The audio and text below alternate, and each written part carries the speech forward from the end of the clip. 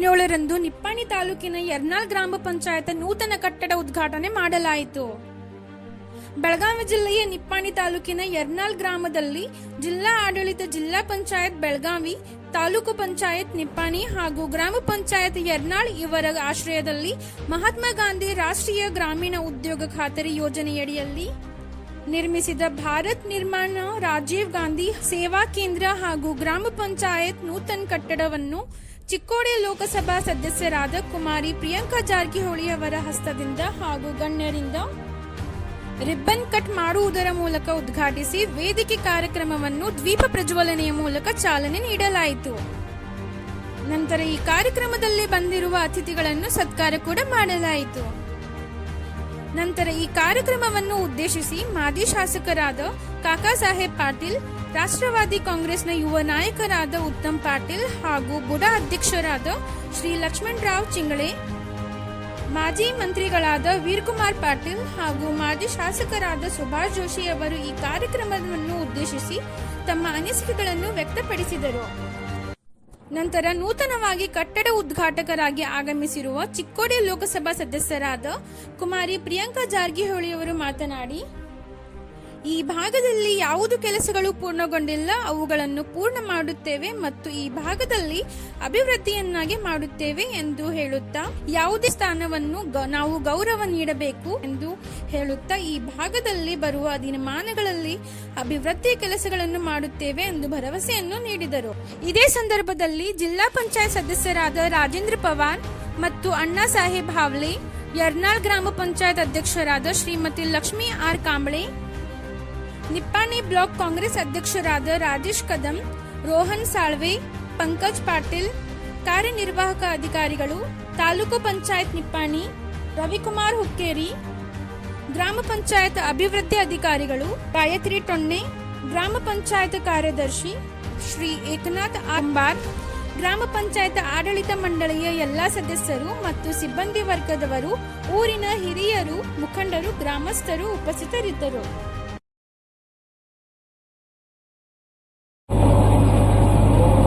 ಅಧ್ಯಕ್ಷರ ಸ್ಥಾನಕ್ಕೆ ಉತ್ತಮ್ ಪಾಟೀಲ್ ಅವರು ಹೇಳಿದಾಗೆ ಅವರನ್ನ ವಿಶ್ವಾಸಕ್ಕೆ ತಗೊಂಡಿಲ್ಲ ಅಂತ ನಾನು ಕೇಳ್ಪಟ್ಟೆ. ಆದ ಕಾರಣ ಇವತ್ತು ಮತ್ತೆ ಅಫಿಷಿಯಲ್ ಆಗಿ ಈ ಕಟ್ಟಡದ ಉದ್ಘಾಟನಾ ಕಾರ್ಯಕ್ರಮನ ಹಮ್ಮಿಕೊಳ್ಳಲಾಗಿದೆ. ಇವತ್ತು ಯಶಸ್ವಿಯಾಗಿ ಜರುಗಿದೆ. ಮುಂದಿನ ದಿನಮಾನಗಳಿಗೂ ಕೂಡ ನಿಪ್ಪಾಣಿ ಕ್ಷೇತ್ರದ ನಮ್ಮ ಸರ್ಕಾರ ವತಿಯಿಂದ, ಕಾಂಗ್ರೆಸ್ ಪಕ್ಷದ ವತಿಯಿಂದ ತಮ್ಮ ಏನಾದ್ರೂ ಕೆಲಸಗಳಿದ್ರೆ, ಯಾವುದು ಪೆಂಡಿಂಗ್ ಕಾರ್ಯಗಳಿದ್ರೆ ನಾವು ನಿಮ್ ಜೊತೆ ಆಗಿ ಇರ್ತೀವಿ ಅಂತ ನಾನು ಈ ವೇದಿಕೆ ಮುಖಾಂತರ ಹೇಳಲಿಕ್ಕೆ ಬಯಸ್ತೇನೆ. ಸಾಕಷ್ಟು ಮನವಿ ಪತ್ರಗಳು ಈಗಾಗಲೇ ಬರ್ತಾ ಇದಾವೆ.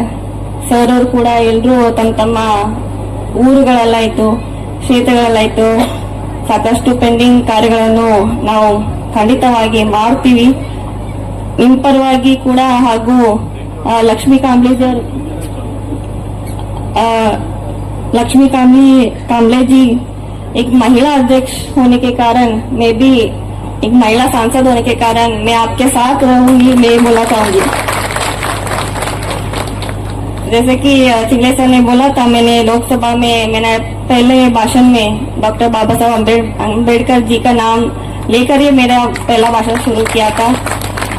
तो सभी जो स्थानमान है, जो भी हो, एमएलए का हो, मिनिस्टर का हो, अध्यक्ष का हो, ग्राम पंचायत जो भी ग्राउंड लेवल तक है, वो सभी एक समान होते हैं. तो उनका आदर करना जो संविधान में लिखा है, तो हमें जो एक ही पक्ष है वो सिर्फ कांग्रेस पक्ष करता है. तो इसलिए आने वाले दिनों में जो भी साथ आपको चाहिए वो हम कांग्रेस जो राज्य सरकार है वो हम पूरा करने के लिए कोशिश करेंगे. आपका जो भी समस्या है वो आप हमारे साथ शेयर कीजिए, हम आपके साथ हमेशा रहेंगे. और आने वाले दिनों में जो भी कार्य है वो हम पिताजी के सम्मुख में और जो भी सीनियर लीडर्स है उनके मार्गदर्शन में करेंगे. और आपका प्यार और विश्वास हम पर ऐसा ही बना रहे. मैं सिर्फ यही पूछती हूँ आप सबसे, और फिर से मैं आप सबका धन्यवाद बोलना चाहूँगी. धन्यवाद. घेता आलं नाही त्याचं कारणही सरांनी सांगितले. तर त्यासाठी आजचा हा कार्यक्रम यशस्वी झाला त्यासाठी 15 दिवस लागोपाठ मग चिंगळे सर असतील, रोहन साळवे असतील आणि इथले ग्रामस्थ असतील आणि उत्तमचे पीए पोद्दार असतील, त्या सगळ्यांनी परिश्रम घेऊन हा कार्यक्रम यशस्वी केलेला आहे. पोलीस खात्यानं सुद्धा आम्हाला चांगल्या अशा प्रकारचं सहकार्य केले. शासकीय अधिकाऱ्यांनी जिल्हा परिषदेच्या आदेशाप्रमाणे त्या दिवशी कुलूप गाठलेलं होतं ग्रामपंचायतीला. आज कुलूप काढून रीतसर ग्रामपंचायतीचं उद्घाटन झालंय. प्रियंका जारकिहोळी या ठिकाणी आले.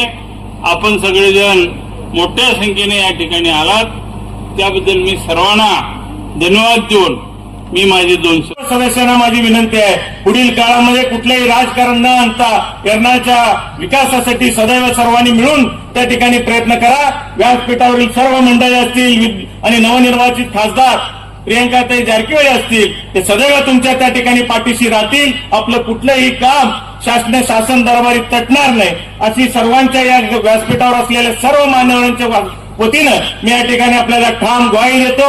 आपल्या जिल्ह्याचे नेते आदरणीय सतीश अण्णा जारकिहोळी साहेब या कार्यक्रमासाठी येणार होते, परंतु कुठल्या कारणानं त्यांना अडचण आल्यामुळं ते येऊ शकले नाही. परंतु त्यांनी आपल्या शुभेच्छा आपल्यासाठी त्यांनी पाठवलेल्या आहेत आणि पुढल्या काळामध्ये आपल्या बरोबरीनं ते सदैव आहेत असं निरोप सतीश अण्णांनी पहिलाच आम्हाला सर्वांना दिलेला आहे. त्यामुळं मी पुन्हा एकदा आपल्या सगळ्यांचं या ठिकाणी अभिनंदन करतो आणि मला पहिल्यांदाच या ठिकाणी बोलायला संधी दिल्याबद्दल संयोजकांचा सुद्धा या ठिकाणी आभार मानून माझ्या 2 शब्दाला. यरनाळ ग्रुप ग्रामपंचायत गव्हाणे, अंबलझरी आणि तौंडी आणि यरनाळ या 4 गावांचं ही एक ग्रुप ग्रामपंचायत आहे. कर्नाटकाच्या निपाणी तालुक्याच्या कुठेही डोंगर कपारीत वसलेला हा ग्रामपंचायत आहे. एवढंच राहिलं असतं. अत्यंत चांगली अशी टुमदार इमारत मोठ्या गावामध्ये सुद्धा अशा प्रकारची इमारत तुम्हाला बघायला मिळत नाही.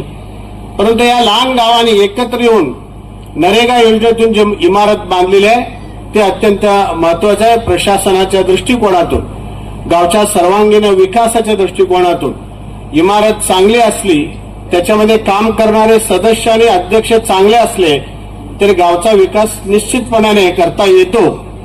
उगाच केवळ राजकारणासाठी राजकारण करणं हे निपाणी भागात चालत नाही. हे यरनाळ आणि दलित संघटनाने 13 तारखेला दाखवून दिलेलं आहे. त्या सर्व भीमसैनिकांचं मी हार्दिक अभिनंदन करतो.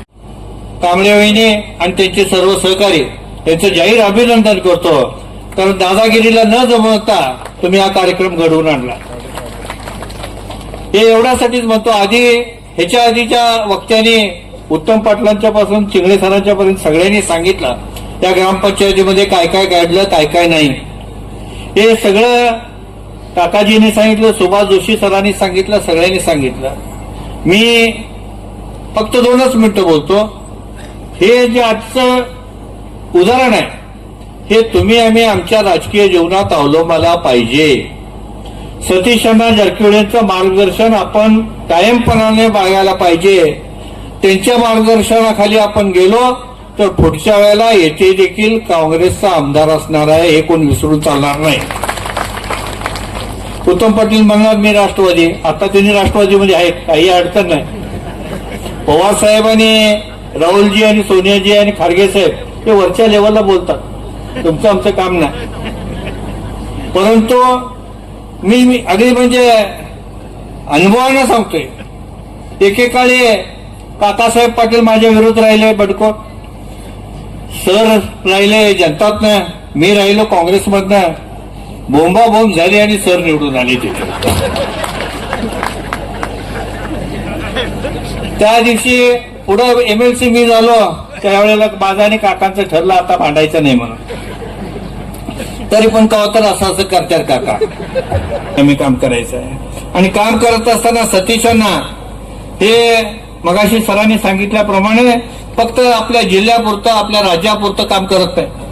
आज सतीशांना म्हणजे एक इंटरनल म्हणजे आंतरराज्यीय एक व्यक्तिमत्व आहे आणि हे व्यक्तिमत्व आंतरराज्य हे राहणार नाहीये. हे भविष्य काळामध्ये आणि आता त्याची वाटचाल चालू आहे. सतीश जारकिहोळी हे इंटरनॅशनल फिगर झाल्याशिवाय राहणार नाही याची मला खात्री आहे. इंटरनॅशनल म्हणजे काय देशांचं होणार आहे. भविष्य काळामध्ये ते आपले आताही आहेत, भविष्य काळामध्येही ते असणार आहेत. मी इथल्या लोकप्रतिनिधींना सांगू इच्छितो, कारण विरोधी पक्षामध्ये आम्ही सुद्धा काम केलं. विरोधी पक्षामध्ये आम्ही सुद्धा काम केलो. सर एकाकडे असायचे, मी एकाकडे असायचो. माझ्यावर तक्रारी व्हायच्या. कार्यक्रमाला मी आमदार असताना मला बोलवलं जात नव्हतं. याचा अर्थ असा नव्हे तुम्ही नेवा सर तिकडं, ह्याचा अर्थ असा नव्हे की आपण बाजूला राहायचं. विकासाच्या कामामध्ये कुठला पक्ष नाही, कुठली जात नाही, कुठली पात नाही. विकासाच्या कामामध्ये सगळ्यांनी एका जमकावण्यावर बसायचं आहे, निर्णय घ्यायचा आहे आणि आपल्या गावामध्ये आपल्या भागामध्ये सरकारचा केंद्र सरकारचा पैसा कसा येईल याच्यासाठी सगळ्यांनी प्रयत्न करायचे आहेत. भविष्य काळामध्ये आपण सर्वजण ते करूया. त्या कार्यक्रमाला मला बोलवलं ते खरोखरच इथल्या गावाच्या दृष्टीनं अत्यंत महत्वाचं आहे. प्रश्न असा आहे की आज आपल्या नूतन अध्यक्षांच्या हस्ते ग्रामपंचायतीचं उद्घाटन रीतसर झालेलं आहे. शासकीय कार्यक्रमाप्रमाणे आज उद्घाटन झालेलं आहे. या कार्यक्रमासाठी युवा नेते उत्तम, ज्या वेळेला मी आमदार होतो त्यावेळेला काँग्रेसचं राज्य होतं, पण प्रत्येक कार्यक्रमाला मला अध्यक्ष म्हणून बोलवल्यानंतर मी जात होतो. काकासाहेब ज्या वेळेला आमदार झाले आणि आमचा कार्यक्रम असेल शासकीय तर काकासाहेबांना अध्यक्ष म्हणून आम्ही बोलवलं होतं. ते प्रत्येक कार्यक्रमाला येत होते. हे पाळावं लागतं. याला इंग्रजी भाषेमध्ये प्रोटोकॉल म्हणतात. तो एक नियम आहे, तो नियम पाळावा लागतो. झाले काय की खासदार कास्तीच्या निवडणुकीमध्ये एका 27 वर्षाच्या युवतीकडनं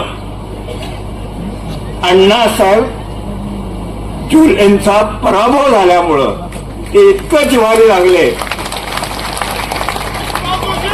की काहीही करून आपलं घोडं पुढं दामटायचं.